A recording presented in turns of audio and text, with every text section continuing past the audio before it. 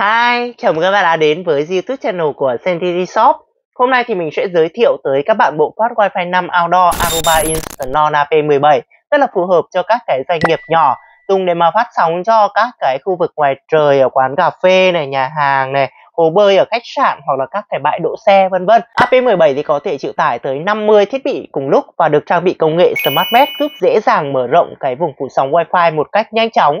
Với công nghệ này thì sau khi AP đầu tiên được kết nối thì các bạn chỉ cần cấp nguồn điện cho bất kỳ một cái AP bổ sung nào. Sau đó thì thực hiện vài cái click chuột đơn giản ở trên cloud là thiết bị sẽ tự động kết nối với lại AP chính này qua Wi-Fi và sẽ mở rộng được cái vùng phủ sóng ở nơi mà bạn cần. Ok, còn giờ thì mình sẽ unbox luôn cho các bạn xem bên trong thiết kế sẽ như thế nào nhá.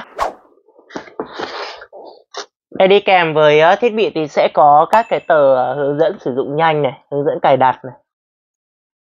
Đó.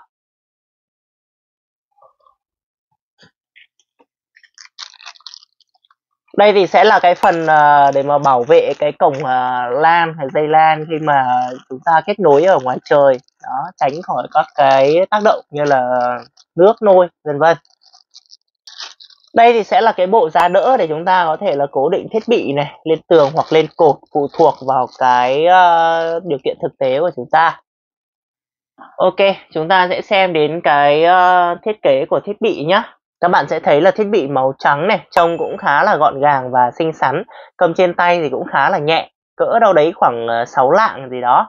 Và AP17 thì đạt chuẩn bảo vệ IP55, bền bỉ trước các cái tác động của thời tiết như là nắng, gió, mưa, hoạt động tốt trong cái khoảng nhiệt độ từ âm 40 độ C cho đến 50 độ C.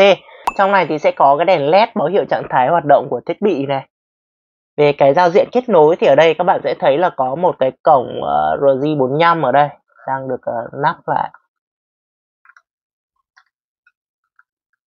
Cổng này thì sẽ có thể nhận nguồn PoE 802.3 AF nhé, tối đa 13,5W. Đó, và chúng ta có thể dùng các cái injector PoE để mà cấp nguồn cho thiết bị. Và AP17 thì sẽ sử dụng anten omnidirectional đẳng hướng hoạt động với băng tần kép 5 GHz, băng thông 867 Mbps và 2.4 GHz băng thông 300 Mbps.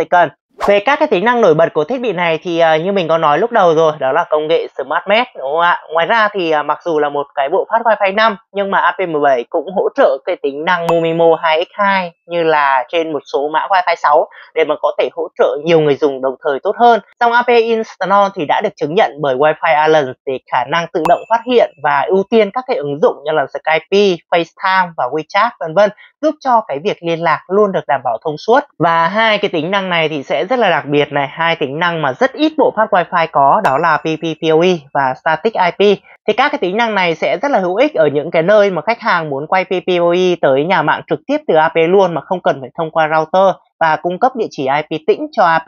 Để cung cấp Wi-Fi khách an toàn và dễ kiểm soát thì AP17 hỗ trợ các cái tính năng như là thiết lập mức sử dụng dữ liệu cho mỗi ứng dụng và giới hạn thời gian sử dụng rất là dễ dàng, hay là chặn một số các cái ứng dụng nhất định. Và thiết bị thì sẽ có khả năng bảo mật tương đối cao với lại chuẩn bảo mật WPA3 mới nhất và tính năng xác thực 2 lớp để mà đảm bảo an toàn cho hệ thống mạng. Để mà quản trị được AP thì chúng ta sẽ có thể dùng Cloud Aruba Instanon trên web hoặc là giao diện app mobile trên Android hay iOS đều được, rất là tiện dụng. Và với công cụ quản lý Cloud hay là app này thì chúng ta sẽ có thể quản lý nhiều mạng với lại cái khả năng hiển thị trực quan ở hai chế độ xem khác nhau. Đầu tiên đó là chế độ Site Inventory, liệt kê tất cả các cái suite và AP Instanon trên một giao diện duy nhất. Và cái chế độ thứ hai đó là Topology View, thì nó sẽ cung cấp cái mô hình kết nối của tất cả các thiết bị Instanon trong mạng, giúp nhanh chóng xác định được các cái thiết bị không hoạt động cũng như là tiến hành khắc phục sự cố. Ok, như vậy là mình vừa giới thiệu nhanh cho các bạn những cái đặc điểm cũng như là tính năng cơ bản nhất về Wi-Fi Aruba Instanon AP17. Các bạn có thể xem chi tiết các cái thông số kỹ thuật của sản phẩm ở trong link mình để bên dưới mô tả của video nhé. Và theo mình đánh giá thì đây là một cái bộ phát Wi-Fi 5 cực kỳ phù hợp cho các cái khu vực ngoài trời của nhà hàng, quán cà phê, khách sạn, khu vực bể bơi vân vân. Vừa dễ triển khai, dễ quản lý lại vừa tối ưu được băng thông cũng như là hiệu suất. Bạn đánh giá như thế nào về Wi-Fi này? Cho mình biết ở bên dưới comment nhé. Và nếu thấy video này hữu ích thì đừng quên ủng hộ mình một like, share và subscribe nhé. Cảm ơn các bạn rất nhiều. Xin chào và hẹn gặp lại trong các video tiếp theo.